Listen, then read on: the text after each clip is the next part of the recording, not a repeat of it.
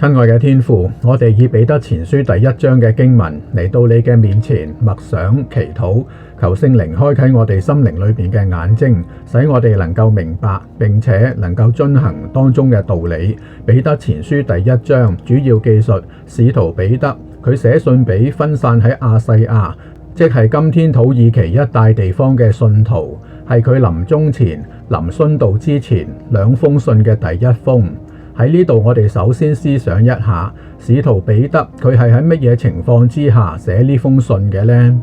首先，讓我哋回想一下，使徒彼得喺主耶穌升天之後，過去嘅34年，佢人生嘅經歷。喺使徒行傳2章14節，彼得和11個使徒站起來，就係喺五旬節聖靈降臨之後，佢帶領咗其他嘅使徒喺耶路撒冷公開傳道。使徒行傳3章11節，在稱為所羅門的廊下，就係喺耶路撒冷聖殿嘅門口，佢醫好咗生來就瘸腿嘅人。喺使徒行傳5章15節，都係喺耶路撒冷，甚至有人將病人抬到街上，就係期望彼得行過嘅時候，佢嘅影子可以醫治好佢哋嘅病。使徒行傳8章14節，在耶路撒冷的使徒聽見撒瑪利亞人領受了神的道，就打發彼得和約翰到他們那裏去。彼得祈禱係讓到聖靈降臨喺撒瑪利亞人嘅身上。使徒行傳9章32節，彼得在眾信徒中到處奔波的時候，也到了住在呂大的聖徒那裏。呂大喺邊度呢？呂大就係今日以色列嘅台拉維夫嘅國際機場嘅所在位置，係位於約帕東南大概18公里，都係喺猶大省嘅境內。然後使徒行傳9章38節嗰度話，呂大原與約帕相近，就係相距大概18公里。約帕有一個名叫多加嘅女門徒係死咗，彼得係前往約帕去救活咗佢。使徒行傳9章43節，此後彼得在約帕一個皮革匠西門的家裏住了好些日子。然後喺使徒行傳10章25節，彼得係沿住海岸向南，係去到凱撒利亞，係傳咗福音俾羅馬人百夫長哥尼流嘅一家。後來使徒行傳12章4節，喺逾越節之前，應該都係喺耶路撒冷，希律捉咗彼得，押在監裏。天使就拯救咗彼得。彼得稍為流亡咗1-2年之後，希律死咗之後，佢又返嚟耶路撒冷。喺使徒行傳15章7節，喺耶路撒冷會議討論有關外邦人是否要受割禮，辯論了許久後，彼得站起來。彼得係以羅馬人百夫長哥尼流一家得着聖靈充滿嘅經驗去作出見證，大家就決定咗外邦人不用受割禮。由以上嘅事件，我哋可以睇到彼得嘅活動範圍都係只係喺耶路撒冷同埋猶大地區。難怪保羅亦都講喺加拉太書2章8節，那感動彼得叫他為受割禮的人作使徒的，也感動我，叫我為外邦人作使徒。嚟到本章嘅第一段落，第1至第2節係彼得嘅問安。本章嘅第1節，耶穌基督的使徒彼得寫信給那些被揀選、分散在本都、加拉太、加帕多家、亞細亞、比推尼寄居的人。第2節，留意彼得去強調三位一體嘅神都係一齊去賜福嘅，就是照父神的預知，藉着聖靈得以成聖，以致信服耶穌基督，又蒙他血所灑的人，願恩惠平安多多地賜給你們。我哋就不禁要問，彼得其實一直並冇出外宣教，佢冇到過亞細亞，即係今天土耳其呢啲嘅地方，點解佢要寫信俾呢啲地方嘅弟兄姊妹呢？而佢寫呢封信嘅時候係身處何方呢？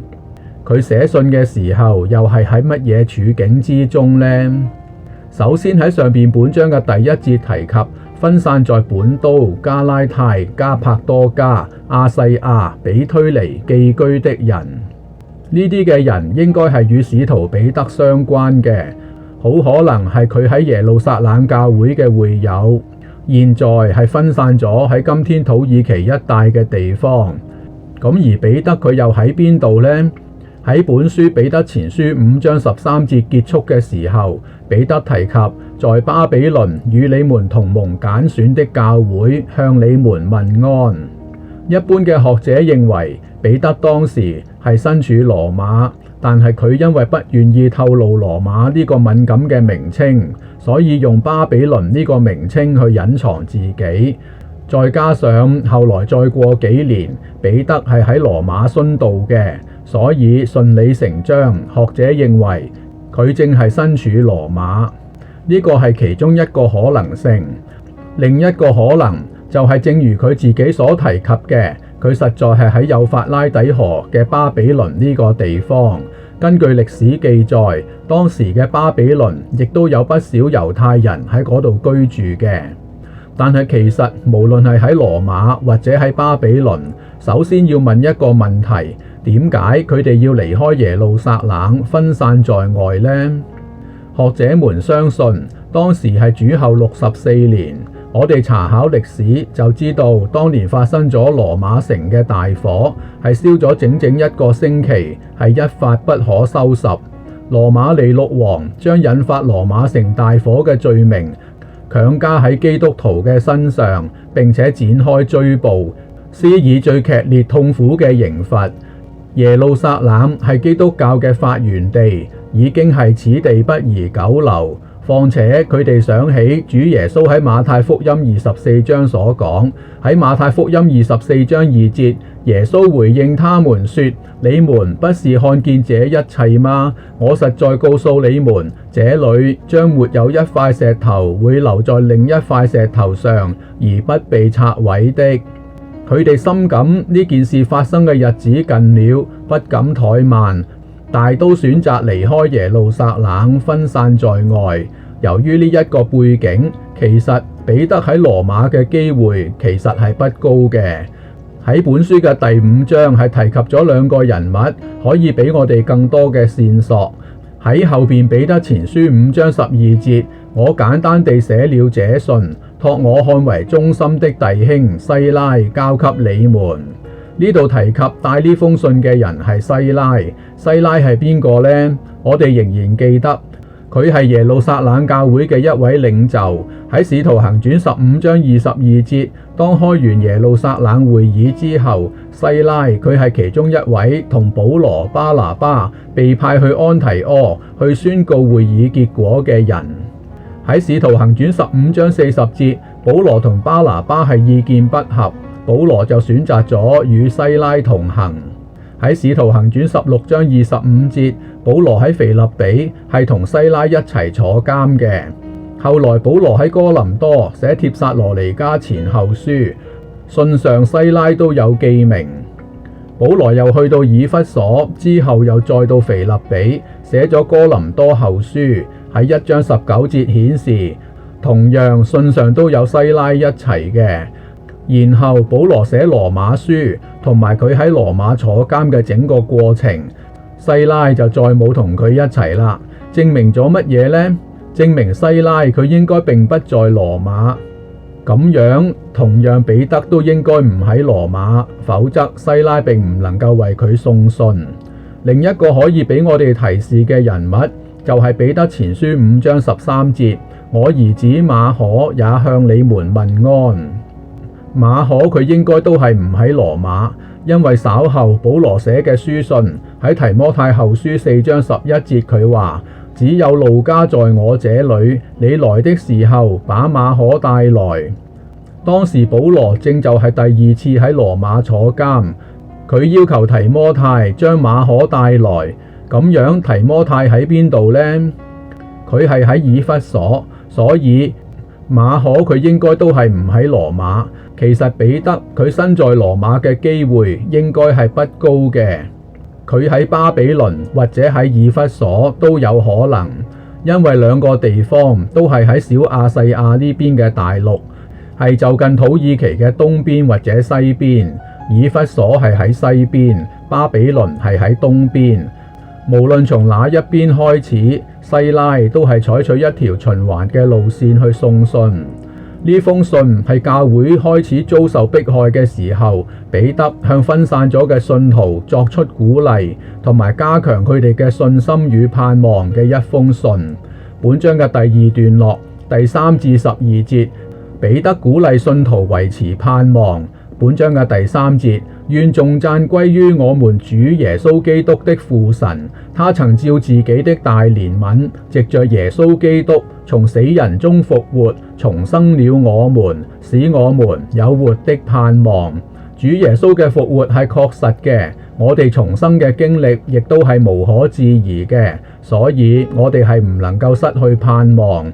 第4節，好得到不朽壞、不玷污、不衰殘，意思就係好得無比，為你們存留在天上的基業。第5節，就是為你們這些藉着信蒙神大能保守的人，能獲得他所預備到末世要顯現的救恩。末世係指到主耶穌佢升天到佢再來之間嘅呢段日子，係包括咗今天嘅我哋。第6節，雖然你們必須在百般試煉中暫時憂愁，你們要為此喜樂。第7節，使你們的信心既被考驗，就比那被火試煉仍然能壞的金子更顯寶貴。我哋憑信心所得着嘅係非常之好，就係好得無比。我哋嘅信心要受到考驗，亦都係十分合理嘅，可以在耶穌基督顯現的時候得着稱讚、榮耀、尊貴。第8節，雖然你們沒有見過他，卻是愛他；如今雖看不見，你們卻因信他而有說不出來、滿有榮光的喜樂。第9節，因為你們得到信心的效果，就是靈魂的得救。我哋因為靈魂嘅得救，心裏邊已經有嗰種說不出嘅快樂，並且我哋理應係快樂嘅，因為第10節嗰度話，論到這救恩，那預先說你們要得恩典的眾先知，已經詳細地搜索查考過，意思係非常之確實嘅，絕冇花假。第11節，查考在他們心裏的基督的靈，預先證明基督受苦難，後來得榮耀，是指什麼時候、什麼樣的情況。就因為連歷世歷代以嚟嘅先知，佢哋雖然知道呢件事，但係卻係並未有呢個福氣，喺佢哋有生之年馬上能夠承受呢種恩典。12節，他們得了啟示，知道他們所服侍的不是自己，而是你們。呢度嘅意思係呢啲嘅先知，佢哋嘅內心係幾咁羨慕呢？那藉着從天上差來的聖靈傳福音給你們的人，現在將這些事傳給你們，這些事連天使也都切望察看呢？彼得更進一步講，連天使，連天上嘅使者，嗰啲天使，佢哋都只係屬於旁觀者。本章嘅第3段落13至到25節，彼得係鼓勵信徒應該過聖潔嘅生活。本章嘅13節，所以要準備好你們的心，謹慎自守，專心盼望耶穌基督顯現的時候帶給你們的恩惠。呢個係所有使徒共同嘅信息，就係因為佢哋見過復活嘅主耶穌，佢哋都係強調主嘅再來。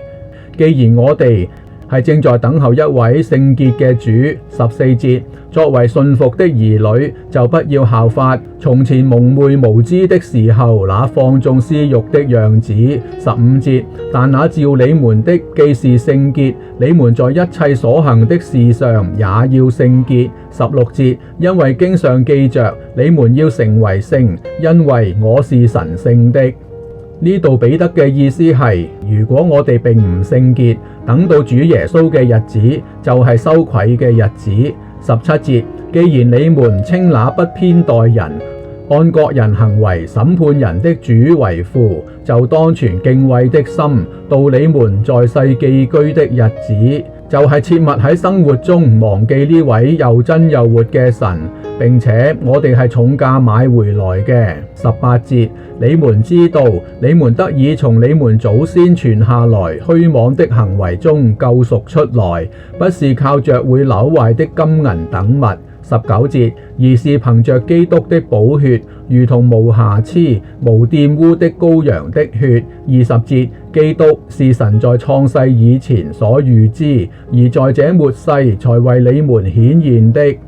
呢度所提及，我哋存着敬畏同埋感恩嘅心係應當嘅。然後彼得佢係以信、望、愛呢3個重要嘅元素去鼓勵我哋。第21節，你們也因着他而信，那使他從死人中復活，又給他榮耀的神，好讓你們的信心和盼望都在於神。22節，既然你們因順從真理而潔淨了自己的心靈，能真誠愛弟兄，就該以清潔的心彼此切實相愛。23節，你們蒙了重生，不是由於會朽壞的種子，而是由於不會朽壞的種子，